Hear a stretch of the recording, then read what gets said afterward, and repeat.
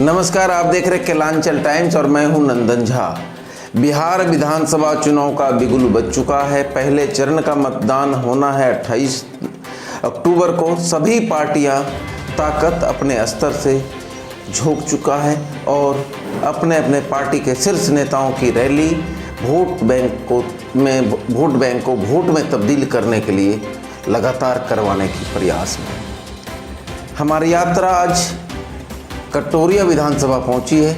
लगातार 2 दिन से सर्वे करने के बाद कटोरिया विधानसभा में पता चला कि यहाँ की जो जनता है, चाहे सुदूर इलाके की जनता हो या शहरी क्षेत्र की जनता हो, इनसे विधायक की नाराजगी बहुत ही कम देखी गई। कारण विधायक का मिलनसार होना, हर सुख दुख में साथ देना इनके लिए फायदे का सौदा है। कहीं नाराजगी तो रह जाती है, लेकिन लोगों का ये कहना कि मिलनसार होने की वजह से हमारी सारी नाराजगी दूर हो जाती है। शिक्षित होने के नाते लोगों में ये है कि कम से कम विधायक हमारी शिक्षित है, हमारी बात को समझती है। इसलिए हम लोग इस बार पुनः सीमा स्वीटी हेम्ब्रम को ही चाहेंगे और इस बार कटोरिया से हम परिवर्तन नहीं लाएंगे, क्योंकि कटोरिया के लिए इन्होंने जो कार्य किए हैं वो काफ़ी सराहनीय है। लॉकडाउन में इनके द्वारा किए गए कार्यों की भी सराहनीय करते हैं लोग। इस वजह से इनके जीत की उम्मीद हम लोग लगा सकते हैं। इस बार दूसरी बार कटोरिया विधानसभा से जीत का परचम लहराकर कटोरिया के विकास के लिए अग्रसर रहेंगे। तो खुद उनसे जानेंगे कि मैडम राजनीति में आप कैसे आ गई, राजनीति में कैसे आ गई आप? सबसे पहले तो राजनीति में आने का हमारा कोई वैसा मानसा या हमारी कोई वैसी विचार नहीं थी। जब हमारा कटोरिया विधानसभा क्षेत्र सुरक्षित हुआ और उस समय किसी ने हमें प्रेरणा नहीं दी, किसी ने प्रेरित नहीं किया, लेकिन हम अपने हस्बैंड के साथ हम दोनों मिल बैठ करके यही तय किए कि हमसे कमज़ोर स्टैंड कर सकते हैं इस सामाजिक कार्य के लिए। तो उन्होंने हमें प्रेरित किया और कहा कि मान के चलिए कि एक आप हाउसवाइफ हैं और आप अपने नौकरी को छोड़ दें और जनता की सेवा में लग जाए। इसमें हमने नाराज़गी भी व्यक्त की, लेकिन उनका समर्थन हमें पूर्ण रूप से मिला और हम दोनों ने निर्णय ले लिया कि चलिए एक गेम ही सही, इस पर अपने तकदीर को आजमा के देखें। जनता के बीच में हम क्या सेवा कर सकते हैं, हम ही दोनों का विचार था और इस विचार के साथ हम दोनों क्षेत्र पर राजनीति में आए। मैडम, आप जिस समुदाय से आते हैं, आपका अच्छा खासा वर्चस्व है आपके समुदाय का राजनीति में। अगर आप जहाँ से आपका जहाँ मायके है उस राज्य में, उस क्षेत्र में एक ही बात है, तीर धनुष। ना सुनेंगे ना जानेंगे, मेरा बुआ है शिबू सोरेन। तो शिबू सोरेन को छोड़ के आप आरजेडी की तरफ कैसे कदम बढ़ा लिए? मैं ज़रूर झारखंड की बेटी हूँ, लेकिन जब हमारी शादी बिहार में हुई, और ये बात आप जान लें कि आज झारखंड अलग हुआ है। पहले तो बिहार में ही थे हम लोग। तो यहाँ भी आप जेएमएम का परचम लहरा सकती थी। झारखंड के, बिहार के बड़े और कद्दावर नेताओं में गिनती होती।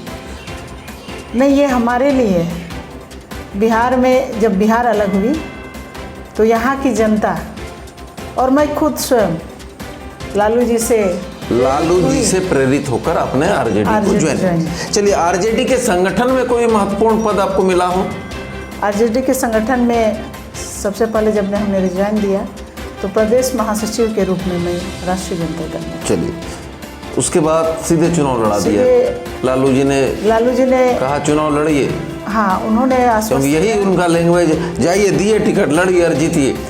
नहीं, सबसे पहले तो हम 2010 में अपनी शिक्षिका पद से रिजाइन दिया और जब हम ये चिंतन मनन किए कि राजनीति में आने के लिए कुछ कदम रखना पड़ेगा और हमने जिला परिषद चुनाव लड़े, और जिसके साथ अभी वर्तमान में हम 2020 में चुनाव लड़ रहे हैं और 15 में हमने जिनको हराया, उन्हीं के साथ हमने जिला परिषद चुनाव भी लड़ी थी। और उनका डिमोशन होते चला गया, आपका प्रमोशन होते चला गया। अब ये ऊपर वाले की कृपा है, ऊपर वाले की कृपा है, जनता की कृपा है। जिला परिषद के चुनाव से मैंने राजनीति की कैरियर की शुरुआत की। अगर यूं कहें तो पंचायती राज का चुनाव सबसे महत्वपूर्ण और कठिन चुनाव होता है। उस चुनाव को और उस परीक्षा को जीतकर जब हम आए तो जिला परिषद मतलब मैट्रिक की परीक्षा दी, उसके बाद इंटर में एडमिशन कराए, इंटर भी पास किए।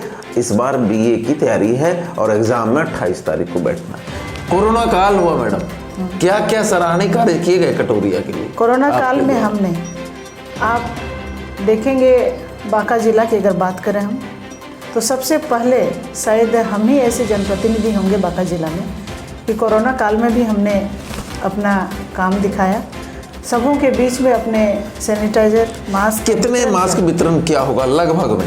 लगभग 50,000 मास्क। 50,000 मास्क का वितरण होना एक अपने आप में बहुत बड़ी उपलब्धि है। सैनिटाइजेशन प्रत्येक गांव को मतलब लगभग 90% गांव को सैनिटाइज करवाया गया। जरूरतमंदों को साबुन एवं सैनिटाइजर भी उपलब्ध कराया गया। सूखा राशन लगभग कितने होंगे, कितने लोगों को वितरण किया? सूखा राशन भी हमने लगभग 3-4 पंचायत में अपना 3 से जो एकदम ही जिनको नहीं मिल रही थी, जिनका कोई सोर्स नहीं था, अन्न पानी बंद हो चुका था, वैसे लगभग 10 से 15,000 व्यक्ति को सूखा राशन भी उपलब्ध कराया गया। इस कोरोना काल में एक बहुत बड़ी उपलब्धि है, जिनकी वजह से लोग हमें चाहते हैं। फिर से पार्टी ने आपके ऊपर विश्वास जगाया है। इस बार कटोरिया के लिए क्या करेंगी आप? पार्टी ने हमारे ऊपर विश्वास जगाया, जनता का प्रेम ये विश्वास दिलाया, और इस बार जब मैं विधायक बनूंगी तो अपने क्षेत्र के जो भी बचे हुए कार्य हैं, सबसे पहली प्राथमिकता होगी कि उन बचे कार्यों को मैं पूर्ण करूं और एक ऐसे मिसाल विधानसभा क्षेत्र में कायम करूं कि अंतिम क्षण तक लोग उस चीज़ को याद रखें। ऐसा विकास करूं, ऐसा काम करूं कटोरिया के लिए, पूरी जिंदगी मैं रहूं ना रहूं जनता याद करे कि सीमा स्वीटी हेम्ब्रम ने कटोरिया के लिए ये कार्य किए हैं। मैं सिर्फ एक ही बात का मुझे गर्व होगा, जब मुझे जनता मेरे रहने या ना रहने पर भी मुझे याद करे और मुझे नहीं मेरे विकास को याद करे। ये मेरा सबसे बड़ा सुखमय का दिन होगा। चलिए मैडम जी, पूरे छूटे हुए कार्य को पूरा करेंगे। आपके क्षेत्र में अभी भी सड़क की गंभीर समस्या है? हाँ, अभी तक हमने लगभग क्या सरकार ने नहीं सुनी थी या पत्राचार नहीं किए? सभी सड़कों का पत्राचार हो भी चुका है, कुछ अभी प्रोसेस में है। जितने भी आपने शायद सर्वे में देखा होगा, बचे हुए जो भी सड़क है उसका भी डीपीआर तैयार है, सिर्फ बनना है, सिर्फ बनना बाकी। चलिए, सड़क का कार्य जो छूटा रह गया है, डीपीआर तैयार है, चुनाव के बाद हाथ लग जाएगा और बन के तैयार हो जाएगा। आपके क्षेत्र में शिक्षा का अभाव है, मैं मानती, विद्यालय करीब सैंपल के तौर पे हम लोग 15 से 20 विद्यालय गए, शिक्षक की स्थिति दयनीय है, भवन का स्थिति जर्जर है। ये तो सरकार के तरफ से ही सबसे बड़ी विफलता रही कि 40 पर 1 शिक्षक होने हैं। आज तक वैसे शिक्षकों की बहाली नहीं हो पाई और अभी तक सारा चीज़ पेंडिंग है, जिसके वजह से शिक्षा स्वास्थ्य का स्तर नीचे गिर। चलिए, इस बार जीतेंगे तो इन 2 विशेष चीज़ों पर ध्यान रहेगा। हाँ, इस बार सरकार आएगी, हमारी आदरणीय नेता तेजस्वी प्रकाश यादव जी तो आप काम करेंगे, मुख्यमंत्री बने। बिजली का भी समस्या है? बिजली की भी बहुत ही गंभीर समस्या थी। कारण पब्लिक जानना चाहता है कि आखिर आप 5 साल रहे क्या किए बिजली के लिए? बिजली के लिए हमने अभी आप देखे ही होंगे, पावर ग्रिड कितना लगवाए? पावर ग्रिड हमारे यहाँ 2 लगा हुआ है, एक कोल्हासार में।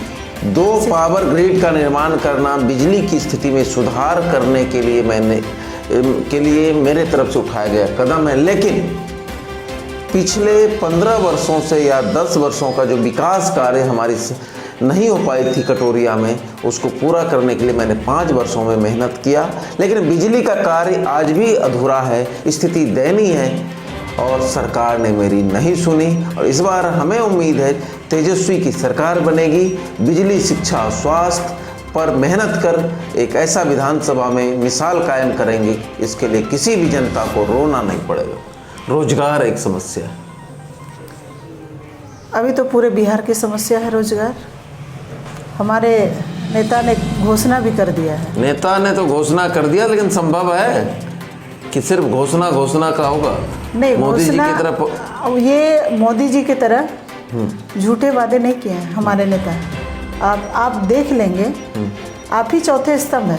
आप ही इस मैटर को फिर फ्लैश करेंगे कि आदरणीय नेता, हमारे नेता प्रतिपक्ष अभी जो भावी मुख्यमंत्री हैं, वो 10 लाख युवाओं को रोजगार देंगे, पहली कलम से जरूर देंगे, ये हमें पूर्ण विश्वास। महिला के लिए आप क्या करेंगे? आप एक महिला हैं, महिलाओं का दर्द को समझती हैं, महिला आत्मनिर्भर नहीं है, महिलाएं डरी रहती हैं, इनके लिए क्या कदम उठाएंगे सरकार बनने? महिलाओं के लिए सबसे पहला कदम, जो वर्तमान जो सरकार, उनका कहना था कि हमने महिलाओं को 30% आरक्षण दिया, लेकिन कहीं ना कहीं ये फेल है। इस 30% का आरक्षण का पहला नमूना अगर कहीं देखेंगे तो राष्ट्रीय जनता दल में मिलेगा आपको। और टिकट वितरण में नहीं मिल रहा है। टिकट वितरण में नहीं मिल रहा, मिला है। 150 सीटों के आसपास लड़ रहे हैं, 45 सीट महिलाओं को नहीं दी गई है बिहार में। फिर भी दिया अन्य पार्टियों से ज्यादा जनता दल को, महिलाओं को अदर पार्टी से ज्यादा हमारी पार्टी में सम्मान दिया गया है, टिकट दिया गया है सम्मान देकर। और मैं इस बात को कहना चाहूँगी, इस बार तेजस्वी की सरकार बनेगी और कटोरिया की जनता ने ठाना है कि फिर से सीमा स्वीटी हेम्ब्रम को जिताना है और कटोरिया का विकास करना है। और हम लोगों को उम्मीद है इस बार महागठबंधन की सरकार बनेगी और महागठबंधन के अगर नुमाइंदे सीमा स्वीटी हेम्ब्रम होंगी तो हमारे विधानसभा का कायाकल्प बदलेंगी, क्योंकि क्षेत्र की जनता को एक उम्मीद और एक आस ये भी है, इस बार सीमा स्वीटी हेम्ब्रम को कोई ना कोई मंत्रालय जरूर मिलेगा। जो जनता बहुत आस लगाए बैठी है। और सीमा स्वीटी हेम्ब्रम का कहना है कि इस बार कटोरिया का वो विकास करूंगी कि जनता देखेगी और कटोरिया की हर समस्या को लेकर बिहार विधानसभा का पहला सत्र जो होगा और हमारी जब सरकार बनेगी, पहले ही विधानसभा सत्र में यहाँ की समस्याओं का आवाज़ बुलंद करूंगी और यहाँ की आवाज़ बनकर वहाँ गरजने के लिए फिर से तैयार रहेंगे। और उम्मीद है इस बार विकास की गंगा तेजस्वी की सरकार में बहेगी।